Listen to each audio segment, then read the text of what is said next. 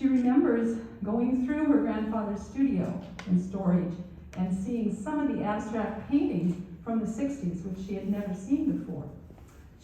Some of them were still rolled up, she said. She explained that it was a feeling that she had discovered a true treasure. This led to a collaboration with David Shearer of the Claremont Heritage and the Object Gallery to create a pop-up gallery exhibit in a vacant retail space affected by the pandemic. Thus, Mahlea found her role shifting from that of an art maker to that of a curator. And she presently continues to archive and share the family's history. Interestingly, I found another article in 2002 where her grandfather, Paul, almost 20 years prior to the pandemic that we all weathered, he told the Courier in an interview that art was therapy in the Darrow home. As he put it, art helps me get through the rough spots. And that's certainly a statement that we can all identify with today. So now, to set the stage for today's presentation, I'd like you to just think of an ancestor, a parent, a grandparent, any relative, and then what is one memory that resonates with you? You don't need to share that, but keep that in mind, hold that thought as we listen to our guest today. So thank you very much, Mahlea Jones. She will begin her presentation, which is perfect enough, the art and lives of Paul and Nadine Darrow. So thank you.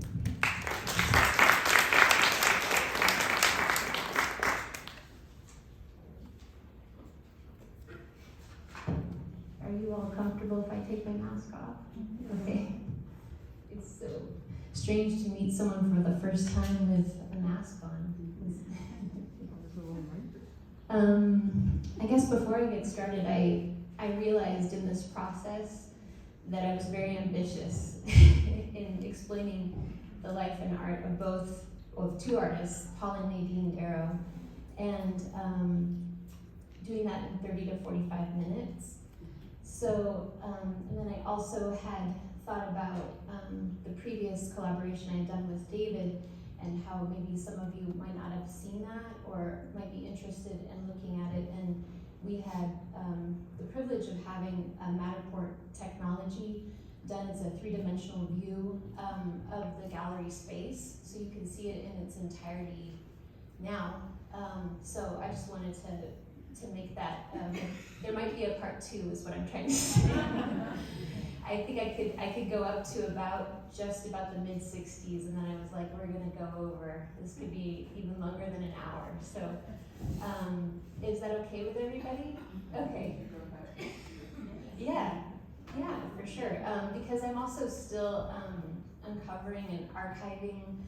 I see Marguerite's here, and I just gone through some of my grandmother's personal postcards, and there are so many from Marguerite's trips abroad, to my grandmother commenting on a dress that she had made, how it was perfect for where they were, and how she was thinking about her, and I was like, gosh, that's like a whole show, or a presentation in and of itself. You know, if we can find some of those garments too, I'd love to see some of those. So there's a lot of content, and this is pretty much from my grandmother's estate that I have, with the exception of the paintings that I included in the show that we did at the Packing House. So this is from all of what my grandmother has collected, as far as periodicals and postcards and things and photographs. So we still have Laguna to uncover. And I just scratched the surface when I spent my time there with my grandfather. So thank you everyone for coming, and thank you for just being here and appreciating my family. I just want to say thank you to all of you for that, because it's really special. And I know that my family is really appreciative. So sorry, I didn't mean to get emotional. So we are starting with, I think what we'll do is start with the first slide here. This is an early painting that my grandfather did. It's called Landscape.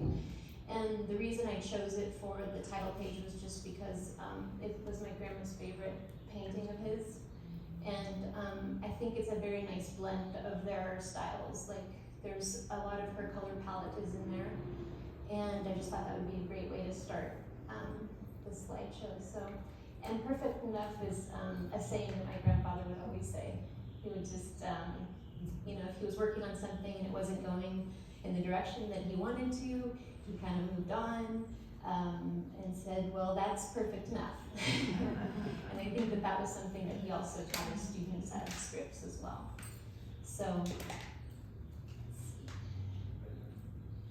So I this is my grandmother Nadine, and I put some bullet points. It's not going to be like this for the rest of the show, but just so that you guys all had some visuals on her. So she was born in Minneapolis, Minnesota, and her family moved to Pasadena, California, just soon after she was born. And my intuition tells me that it has to do with horse racing, and it has to do with car dealerships and the auto industry, because her father, he ended up owning his own Cadillac car dealership. So what's interesting too is when her family moved to Pasadena, coincidentally, the street that they lived down was called Claremont Street. Her mother's name was Gladys, and she was a terrific cook and homemaker, and her father, Lloyd, owned the Cadillac dealership. She studied at Pasadena City College, and I've heard many versions of this story, but Millard Sheets had come to one of the studios and attended a class that she was at, and I believe my grandfather was in the class, and then their good friend Doug McClellan, and he just took a look at the work on the walls and singled her piece out and said, whose work is this? And she said, Nadine, and he said, I want you to come to Scripps. I think you need to come, you need to study art at Scripps. And so she applied, and then on scholarship, she came to Scripps. So that was kind of the whole beginning of our family in Claremont, was her. And I think that's a very important note to take, is just that she's instrumental in having us establish our roots here. She was the Rose Parade princess. And I'll show in the next slide a picture of her and her family. Let's see. I believe this is the house on Claremont Street. And then this is an earlier photo of her. And I put this one because it just has her profile, and that's my Aunt Joni in the lower corner. They're getting ice cream. It was in her time, her education was interrupted because of the war. So she ended up being a draftsman for Douglas Aircraft plant in Lakewood, California. So she did illustration and kind of put her education on hold for a bit. And this is, I had to add because there's so much humor in our family, and to have this sort of dynamic of a lecture, like, to me, I was thinking like, oh, how would my grandpa do this? How would he handle this? And so I thought for like kind of in the middle of the lecture to show a clip of a short film that they had made. And this was before my grandfather and my grandmother were together. But they put together a little cast and made a silent film, and actually 2 silent films. And this is just a good, I think, representation of just their creativity and how they interacted with each other. I always, there's so much in that photograph that I always look into and still find something new.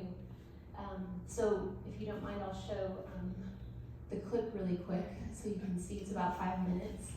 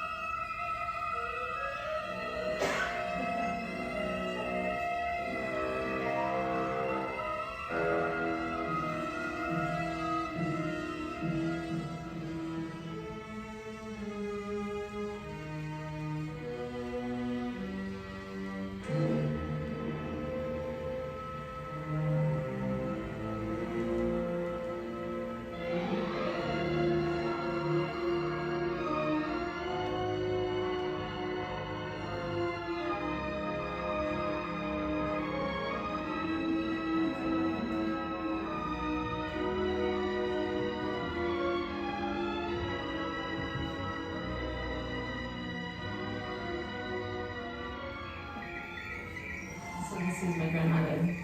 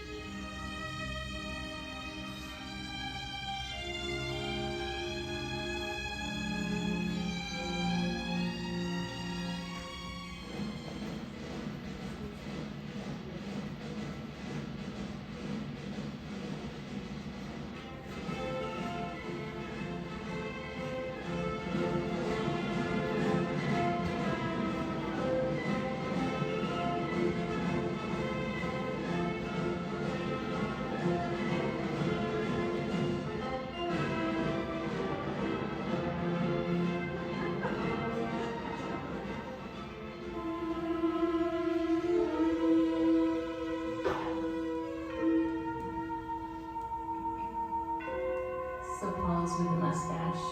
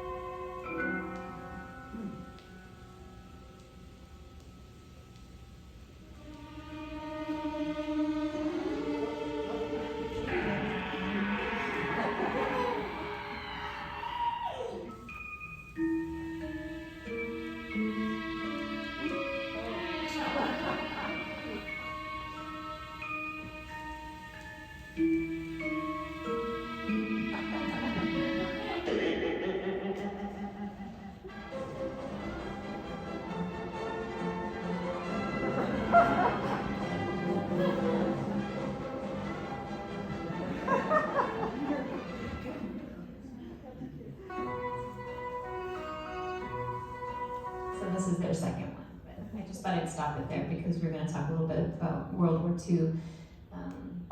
So I would venture to guess that maybe it was made between 1938 ish, but I'll look and see. I found this was just a VHS, and then I had it converted to a DVD, and actually I showed it to my grandfather, and I don't know if he was a little bit embarrassed or skeptical or indifferent, but I think maybe he was quietly smiling. So that was really fun to share with him, actually. So, and I think it's just a great representation about how he didn't take himself seriously, and or maybe that was the way that he chose not to take himself seriously, is that as an outlet.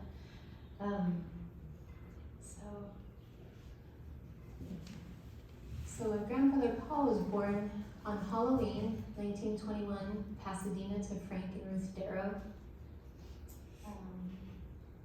His mother worked for a Singer's sewing machine company in Pasadena, teaching sewing classes. His father was an artist and a writer, but refers to him as a Renaissance man. He has a younger sister named Jeannie and a brother named Lee. His father left the house when he was 9 years old and never returned. And he was raised by his mother and his aunts. in interviews he recalls this memory, and I've seen this rewritten and reinterpreted in different sources, but it seems very meaningful to me because it was probably a defining moment for him in his life, where he recalls the memory of having a seemingly endless roll of paper to draw on. It's also been referred to as wrapping paper. He also spoke of his mother, that was a Christian scientist and had an interest in Buddhism, which would later inform his own calligraphy style and mark making. But he would go back to that time on the floor just scribbling, and he was basically, this was at the age of 2, and he was, scribbling and drawing, and his mom would continue to unroll it as she would do her petit point, and she did a lot of crocheting and knitting. And I think that, again, going back to the stress reliever, and how you handle difficult moments and things like that. In a way, it kind of made him like the man of the house because he was the oldest, but that was definitely a young age to have your father leave. At the age of 21, he left college and joined the Army Air Corps, and he unknowingly witnessed the first atomic bomb explosion in Los Alamos, New Mexico. July 16, 1945, the world's first atomic bomb was detonated 200 miles south of Los Alamos at Trinity Site. And when I read that, I thought to myself, oh my God, I thought about his work. And the two pieces that stuck out to me when I read that, because he had never told me about that, but I had asked my brother Eric, or my uncle Eric, if he had talked much about that, and he said he recalls that, but he didn't remember exactly where he was. He knew he wasn't in New Mexico, but he was close enough to see it. And so, show you really quick. These are the two pieces that I thought of instantly. These are actually 10 years apart in age, which is really interesting to me. This one is called Atomic Man Victim, and that was painted in 1954. And then this one is Omniscience, and that was in 1964 that it was painted. And I felt kind of like with the color and with the weight of his hand, just that moment.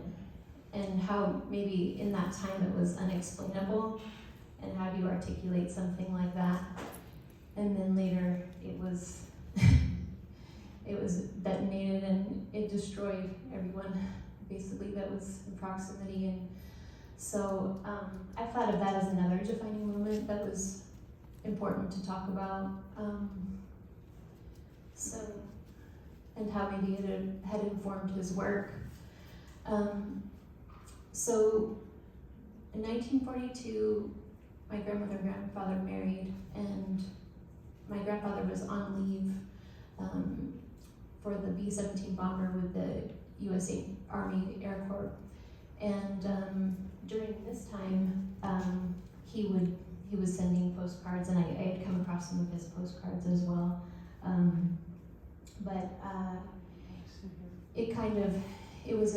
They were estranged in a sense, but relied mostly on their correspondence. So they moved to Sioux Falls, South Dakota, where Paul was stationed, and their first child was Chris Darrow, and they spent some time there. And then after the war was over, they moved back to Claremont. And my grandfather became involved with the Claremont Graduate School. My grandmother went back to creating her life and imagining a new life with my grandfather and creating a family. And as many others that were served in the war, they come to Claremont Graduate School or received the GI Bill. And my grandmother introduced my grandfather to Millard, and she thought that they would get along really well. And and she asked him like kind of the next step, because he was already interested in teaching, but still had to finish his school because he had left his in the middle of his education at Pasadena City to join the Army. So Millard was instrumental in finding a teaching position while simultaneously completing his education. Nadine was an only child and longed for a big family, and as they reintegrated in Claremont, they also expanded their family and had 4 children: Chris, Joan, Elizabeth, and Eric. And they were residents of the Claremont Intercultural Council housing. It's a cross-cultural experiment, which a lot of you may know of if you're Claremont natives or had the experience of actually knowing someone that lived there. And that was started in the 1940s. And I feel like that was another defining moment in my family's life as far as understanding community and new family and knowing your neighbors, sharing all these simple concepts of life that we learn and unlearn. And there's a lot of gratitude that my grandmother had, and she also shared with people. And I feel like that was a way that she really opened up to people and started many new relationships. Let's see. So this is a postcard, a really beautiful postcard that my grandfather sent in 1944. And I believe this is right before my Uncle Chris was born.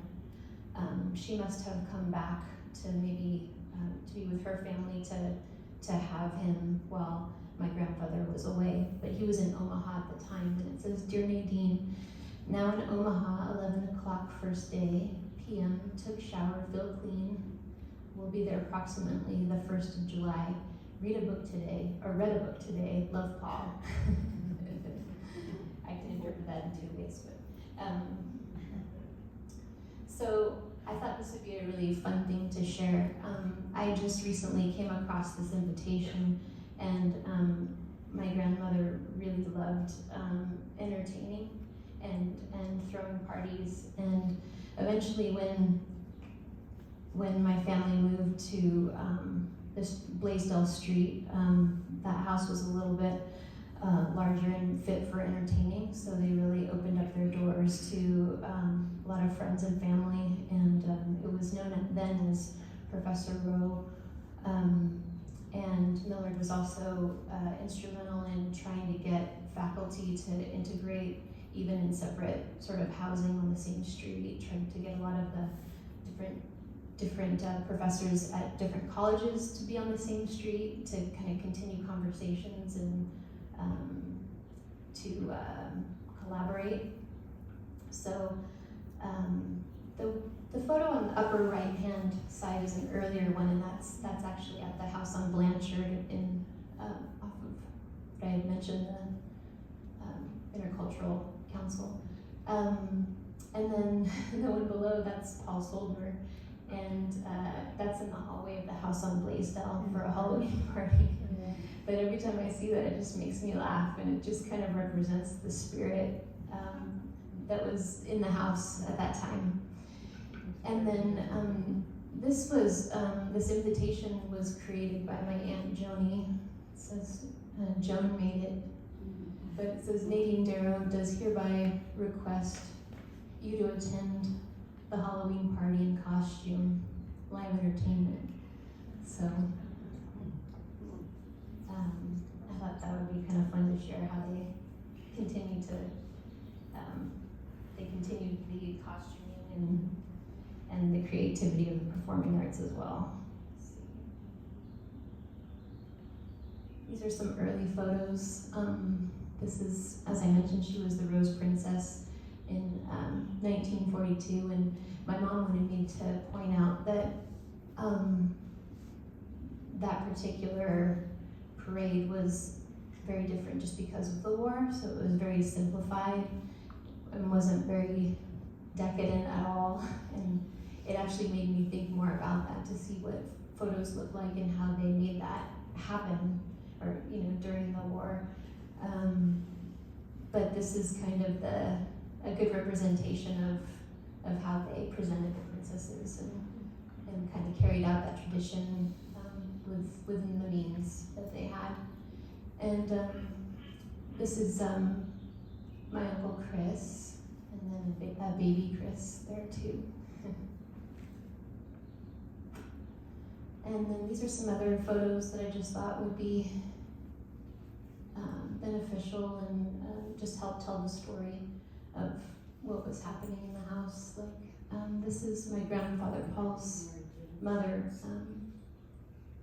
and she that's her, quietly doing her petit point and probably giving some sort of lesson. That's Joni on the left, my mom on the right, and then Eric right next to her. And this is that San Maloof table that was in the show at the packing house. And then this is another photo of my grandfather and Joni on the left, my mom in the middle, and Eric on his lap. This one's probably my favorite photo. This is at the Padua Theater. And I'm trying to imagine like what year that would be, because it didn't have a date on it, but it was probably one of the art festivals or fiestas that they had there, that they attended.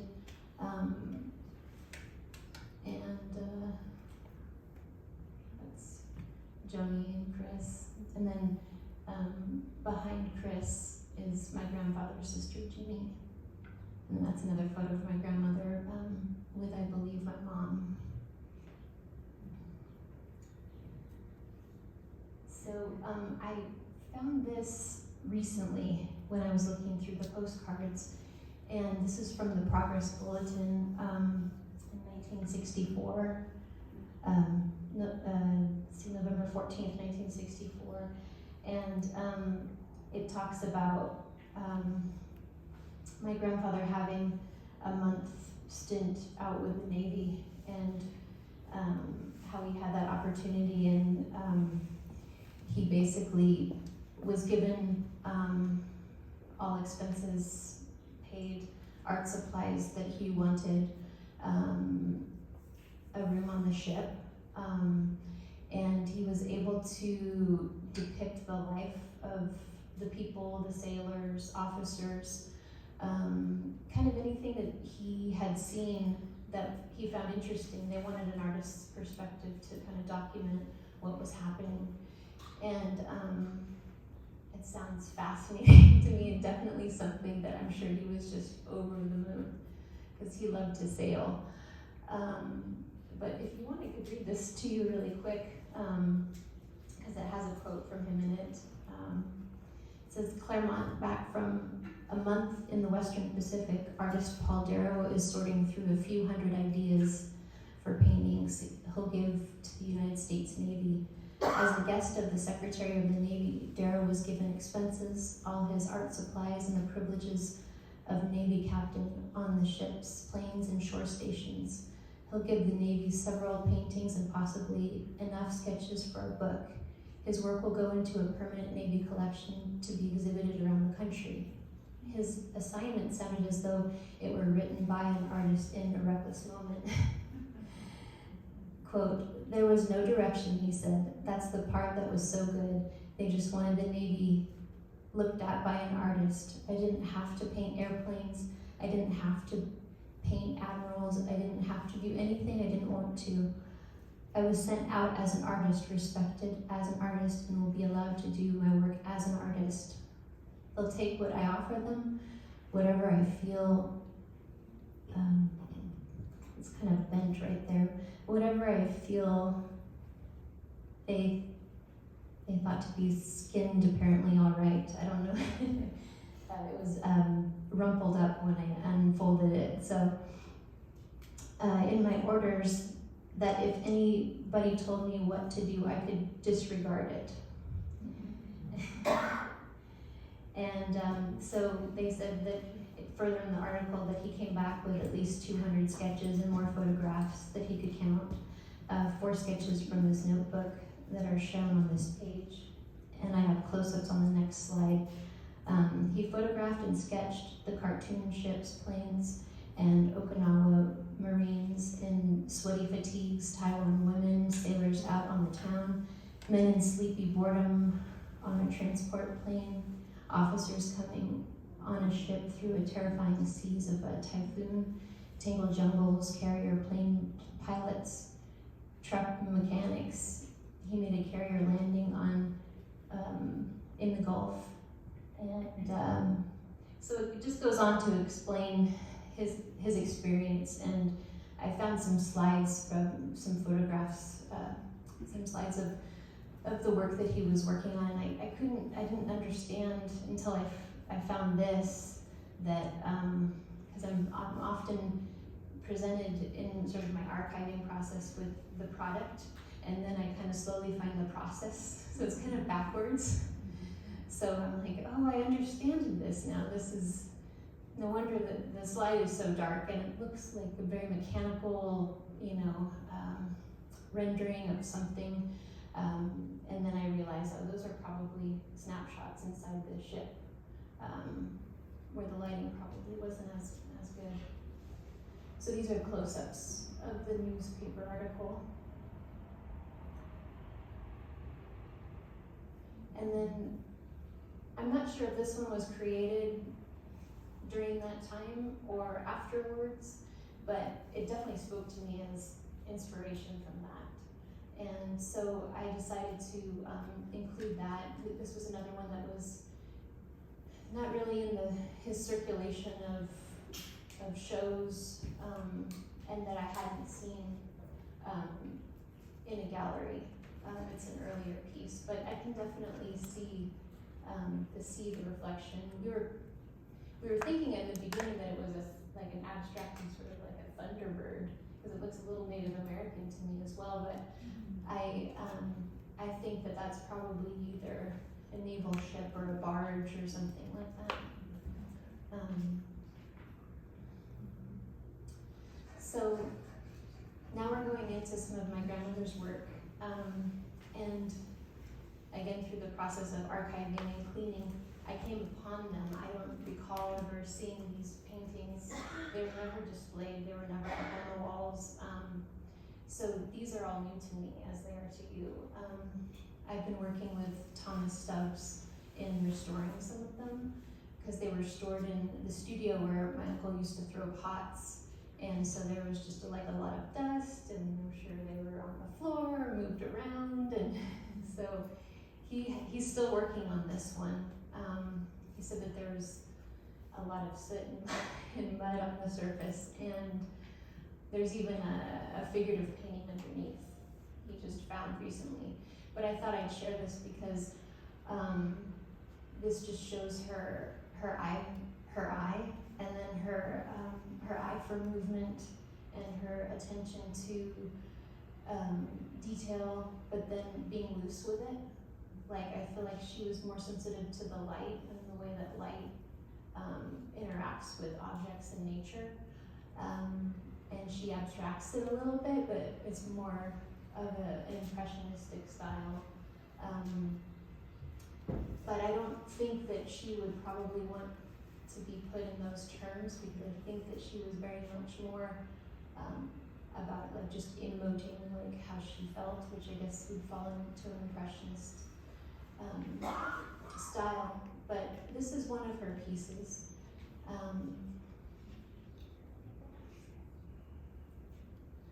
This was another one that I found that I believe was a real early one. This was probably before she was in graduate school.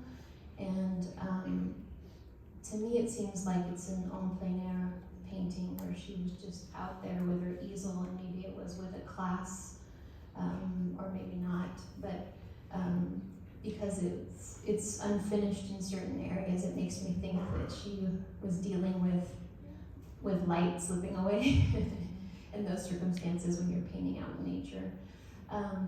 But again, she really captures sort of the essence of it. And I just displayed a photo, and I'm sure everyone's aware of that house. This is another these are two other paintings.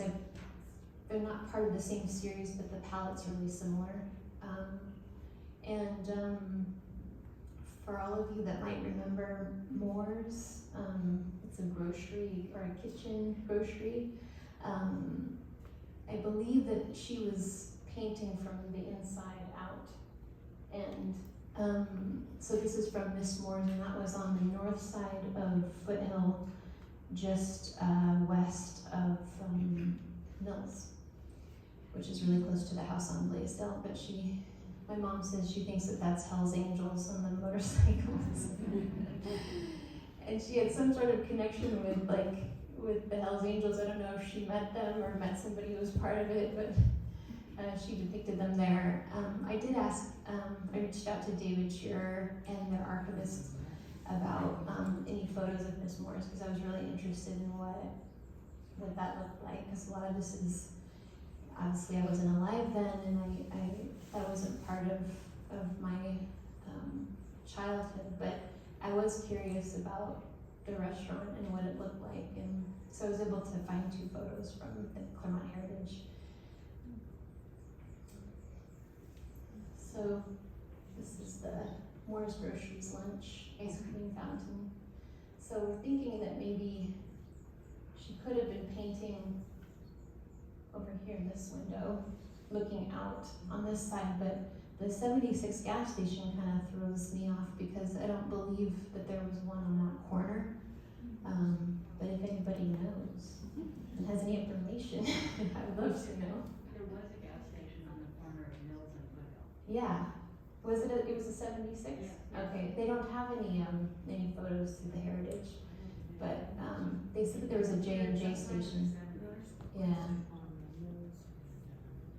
And then this is a different perspective of the same location. Here's another piece of hers. This one has a neat story because it was previously owned by, it was something that my Uncle Eric appropriated after my grandmother passed away, but it was in the Claremont pharmacy, and he'd seen it and he had asked if he could buy it from them, and because there weren't very many of my grandmother's paintings, she sold most of them. So they ended up doing a trade. So my Uncle Eric traded some ceramics for this painting. This lives above my Aunt Rochelle and Uncle Eric's bed. So this was really interesting. I found photographs, and my Aunt Joni was really good about documenting. She worked for the Claremont Courier, and she always had a camera with her, so she was able to document my grandmother's work for her, or at least just take snapshots of what she was creating at the time, just for a portfolio and reference. And I found one of those photographs, and then I had heard that my grandmother had something that was permanently installed in a church, but I didn't quite know where. And what's funny is that this ended up being a block north of where we lived in the art lofts in Ontario. So this is at the first Christian church, and it's on the corner of Vine and Holt. It's that white church. And this is right in the entrance when you walk in, right above the double doors. And so my Uncle Eric and I went down there and checked it out and saw it in person. So these are just my snapshots of it, but I thought this would be a nice example to show that she has art elsewhere, but then also the style is different. This is her kind of re-representing, history, and Da Vinci, of course. So if you ever go that way and you see those doors open, feel free to walk in and take a look. And I'll show this piece really quick. This is a very loose mixed media, but it's just another representation of her style. But what I think is interesting is that she she has a couple of paintings of a table, and it's her like dining room table, and they're different perspectives. There's like a south side perspective and a north perspective, and this is the north perspective looking out into the garden, and the cat, of course. And we used this in the show from the packing house because she had included, you can see a little bit of it, but it's, if you see the two circles, it's an early Maloof cabinet that they used for art materials. So then going back, I'm going to go back to this really quick.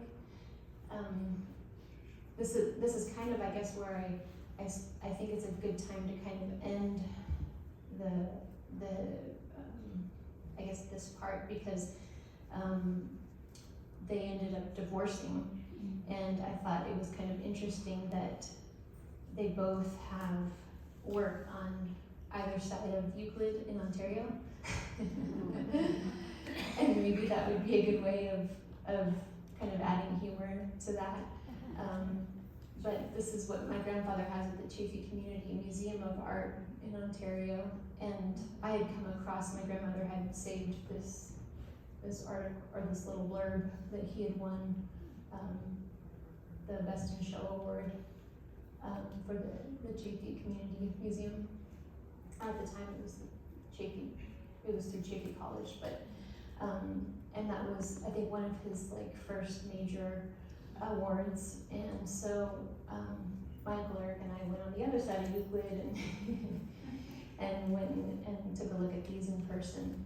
And I think that that's kind of a good way to show like kind of respectfully a parting of ways, but kind of the new beginnings for both of them, where this is kind of the time frame where my grandfather then continues his teaching at Scripps, but then moves to Laguna Beach and commutes. And my grandmother still maintains the house on Blaisdell and continues to raise my aunt, my uncle, and my uncles, and my mom. And how, you know, life doesn't stop for her, and it doesn't stop for him, and they find a way to work it out.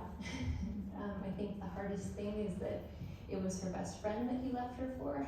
And I think it's necessary to say that because it was part of her knowing potential and seeing potential in people. And she was the one who suggested the job for her to be a secretary. And that's where that went. So, but she was never spiteful, and she was very courageous, and she continued to make art and to go on teaching. And she got her teaching credentials and went back to school. And she also continued to sew. That was another thing that she loved to do. And she would do that for extra money, but she would also do that because she liked to design, and she had a great eye for design. So she would often make dresses and clothes for my mom and her brothers and sister. I think I'll have to get the slide, but since Marguerite's here and Catherine, I'll show you the postcard that I came across that kind of gave me the inspiration to maybe do something in the future with these postcards, like more personal sort of continuum, because this was then in the later part of the 60s and into the 70s, where she had this correspondence with Marguerite McIntosh, and Marguerite would send fun little notes about where they were and what the weather was like and what she was wearing and how it was perfect or right for where she was. But it was very sweet, and it's just a great example of how generous my grandfather was, but how relational she was too. She was very, she always had an open door, and it was the same with my Uncle Chris. Anyone could stop by at any time and just visit, and she would listen. So this is the front of the postcard that Marguerite sent. And then I can read you the back of it if it's. So this is in Rome, July 26, 1984. Dear Nadine, riding on the bus, rolling from Lucerne, okay, Switzerland, then to Paris, then Burgundy. After the heat of Italy, we welcome the rain and the cool weather. I've been extremely busy this year with the group.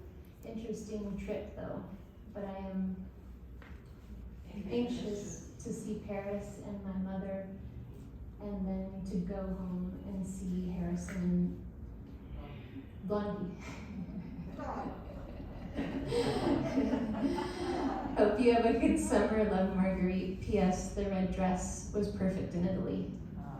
And anyway, I was looking through these. There's a bunch of these postcards. I was like, oh, how wonderful is that? And it's just so sweet. And I'm sure it really touched her just to know that she was being thought of too in that way, because that's, you know, when you make something for someone and you have the joy of creating it, and then they sort of continue that joy if they choose to. And so to me, I felt like that she probably smiled there, and that really warmed her heart. So thank you. But there are more. So I reached out to Catherine and I said, Irma wouldn't happen to have a red dress, which sent her the postcards. But in my mind, I envisioned, oh, it'd be great to have a red dress on a form and then have these postcards and this correspondence. So let's do a time check. What time is it? 2:27. If you all are okay with it, I can run through the Matterport really quick and just kind of give you an overview of the packing house show that we did in December of 2021, and kind of it'll be fairly quick. But This is now what's the object gallery couldn't accommodate everything just because of space. So this is all strictly my family's heirlooms art collection, and then personal art, I guess with the exception of the rug, the lamp, and the pillows. But there's a second room as well, and that has paintings that are from the late 70s into the 90s. But everything in this front room is basically up through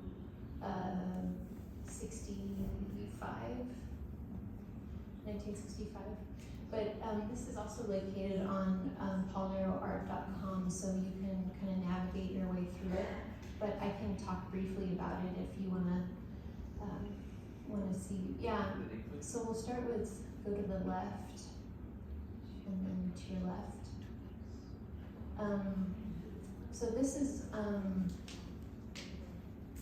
my favorite painting of my grandmother's right here on the left. And that's when I talked about the different, so go over to the left a bit. This one, yeah. When I talked about the table, and then I talked about the different perspectives. She had the north side and she had the south side. So this is the south side, and this is her sewing basket and her Singer sewing machine, and some tapestry of her sewing table. And it's just such a beautiful, I have like this really like emotional response to it, like the colors, and I keep looking at it and it's so warm and inviting, and but very like simple and humble at the same time. So that's how we started the show. Next to it we have a Betty Davenport Ford, and I believe that's from 1954. I'm going off memory now. But that's always lived to the right of the back door at the house on Blaisdell, and that's probably why it's missing a tail. Yeah, and of course that's my grandmother down there. And that was also a lamp that I rewired that's been around the house. There's also lots of ceramics I've been trying to archive and look through, and That's another sort of section of how my grandfather, he loved spending time in ceramic studios, and I think he just loved the action. I think he loved the texture, but he could just never do three-dimensional work. He tried. Paul Soldner said he tried to teach him, and he just couldn't do it. He could draw in ceramics well, though. So that was as far as he went. Yeah, I guess we could show that really quick. So this is all Maloof furniture. There's a daybed. That round table in the back with the Rupert Deese basketball isn't a Maloof, but it's from that era. Roger Kuntz. I mean Roger Kuntz, I'm sorry. And then, so yeah, and then there's the bowl. Maybe I should get my notes out.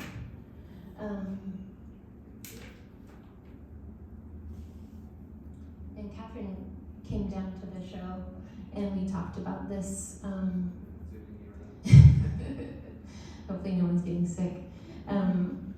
We talked about this bowl here, and I believe there were several that were made, and as in ceramics and art making, you're dealing with a lot of different.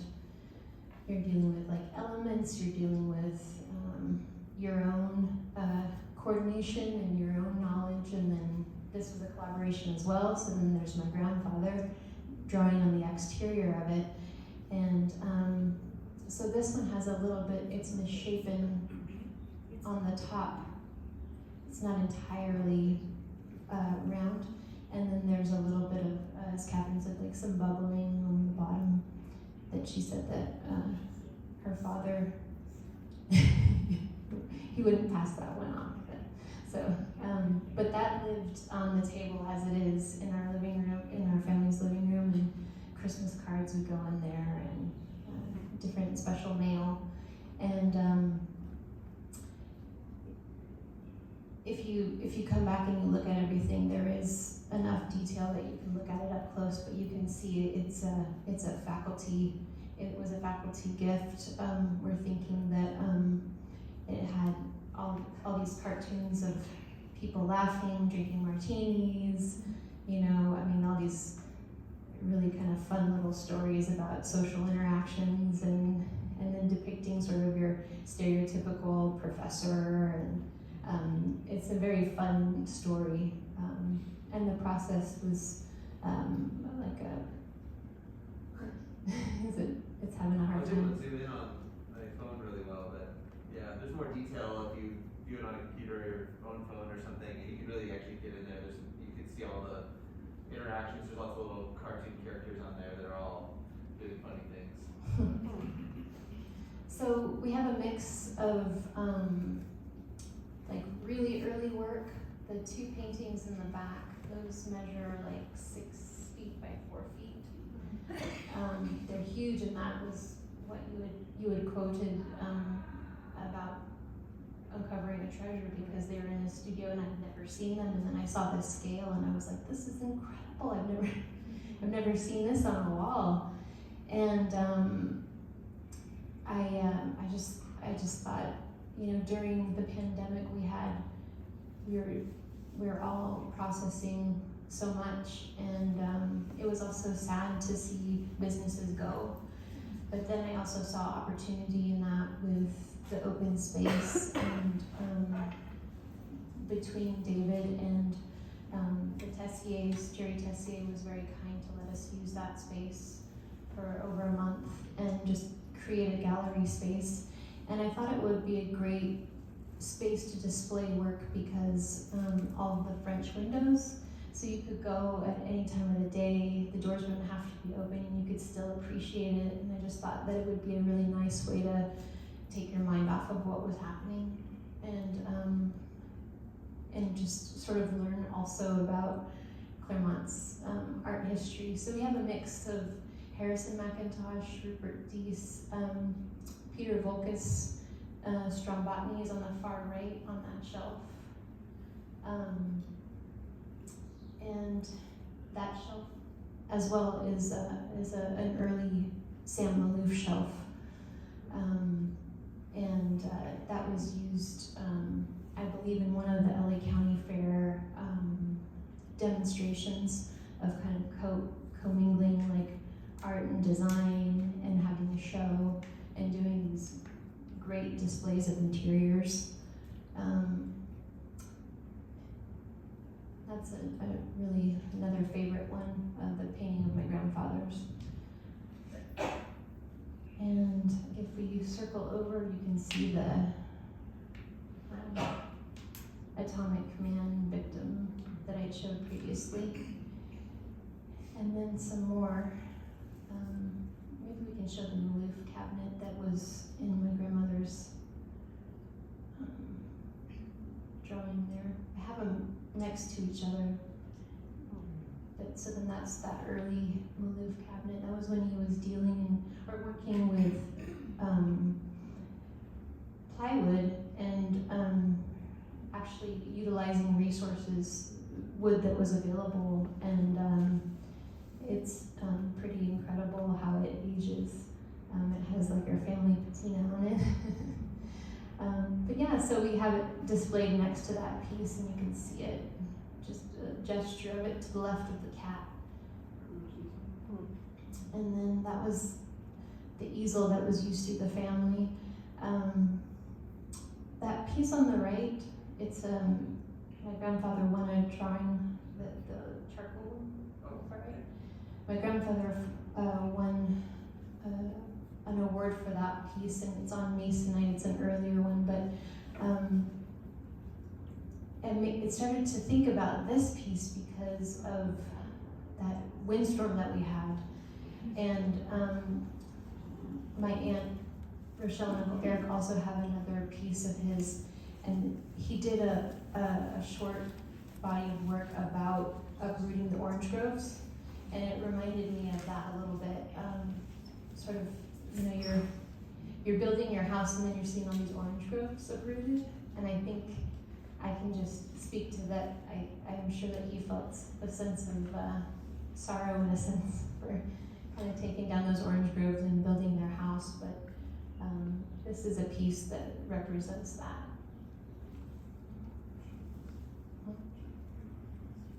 Yeah, that's a good idea. And so we have Paul Soldner here, and Jim Cuter had done this bust of my grandmother early on. We're thinking 1960, that was the date. But that's also lived in the house as well. And if you want to just go into the back room really quick, you can get an idea. I have my grandmother's paintings there on the ground. And then we ran out of room, so I wanted to kind of get them all together while we documented. And then if you pan around, so these are 1990s. He was doing these abstractions, and when I referenced like calligraphy marks, you can see this in his paintings where he hit the influence of Buddhism and kind of creating his own calligraphy. And there's that Omniscience one from '64.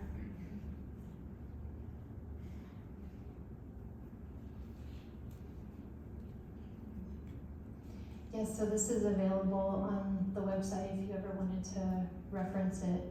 I think most of if you click on the dots, I'm not sure if they're done in this room, but in the front room, if you click on the dots, it should tell you the year and the dimensions.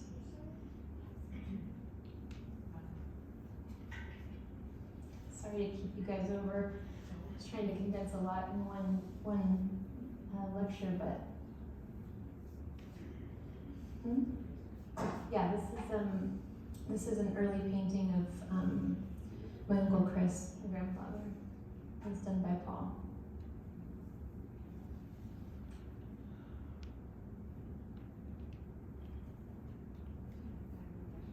Yeah, if you have time, I'll be happy to answer questions. Lots of questions. Any questions? So when was this show? What month? December of 2021. Oh, so recent. December through January. Yeah, we were able to stay a little longer. or 2020, I'm sorry. Yeah, so this was like right in the middle of, or kind of in the middle of the pandemic. Yeah, I was thinking to myself, this is crazy. This is really crazy to be doing this right now, because I was thinking about the interactions I was having, with people, and we had a very limited. It was like me and David, my uncle Brian, and then we had Ryan Kendall and James from the Claremont Heritage kind of help with the hanging, because these huge paintings. But it really felt right, and it felt like this was also on the heels of my grandfather passing away that November. And we couldn't really wrap our heads around how to celebrate him and how to, involve the community and to reach out. He had all these communities that he was involved in. And so what seemed right at the time was just sort of embracing the opportunity of having that space available to us, and it's such a beautiful space.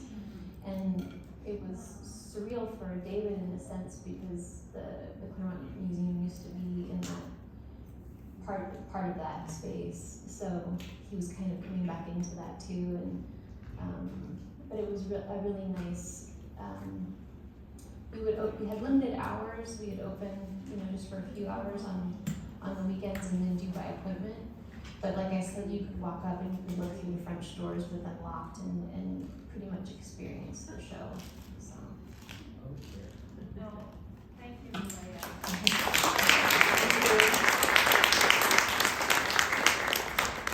A small gift. Oh, Thank you. Thank you so much.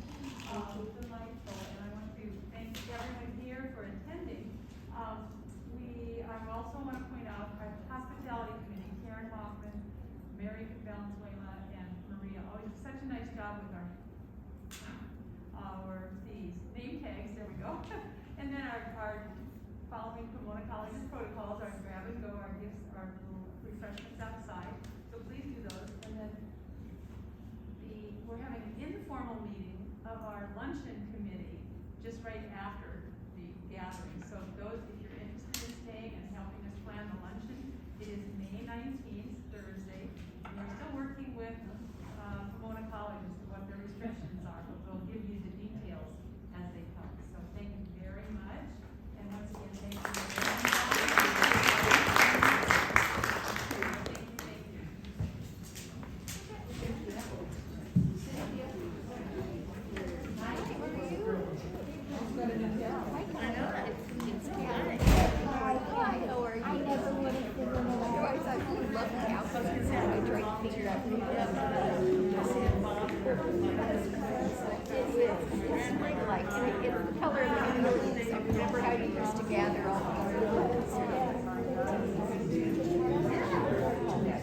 That's good too. Yeah. Well, I'm flying again Wednesday, so I do some of it. Yes, I do, and I just recently.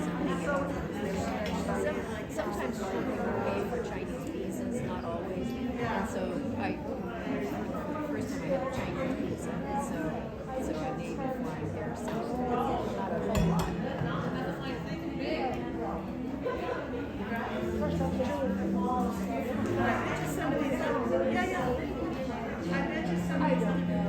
It's also sad. Everything that's happening.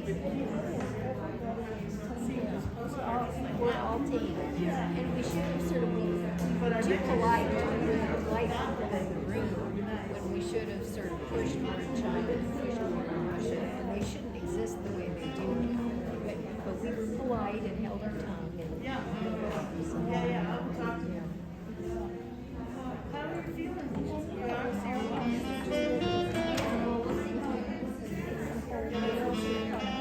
It's true. Okay. I know, and it's sort of sad, and often the wrong things around business.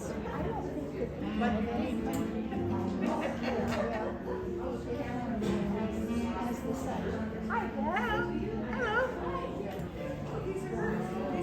Garden stable.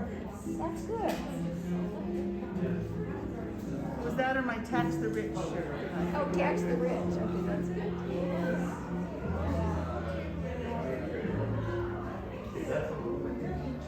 got so hot today, I walked over to the garden and I thought it was like 10 o'clock.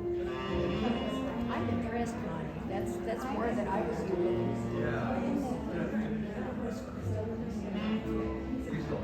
But I've revised it a little bit. Well, good. Well, I'm very impressed. Now the thing is getting home with my walk. I'm gonna start. Sure. That sounds good. I think I'll put a bottle of their cold water. That's probably a good idea because it is really hotter than you realize. It's very dry, but it's they're saying that it could get up to 100. So You know, that's something else. The climate is changing. It is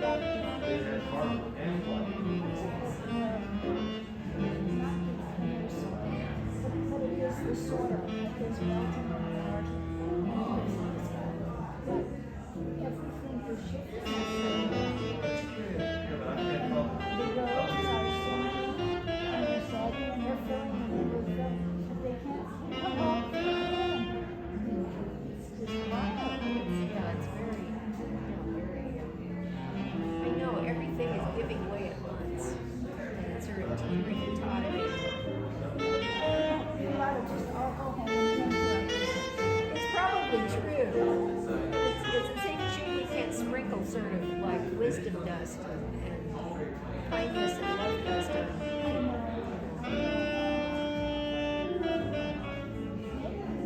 maybe we can. Can't give up.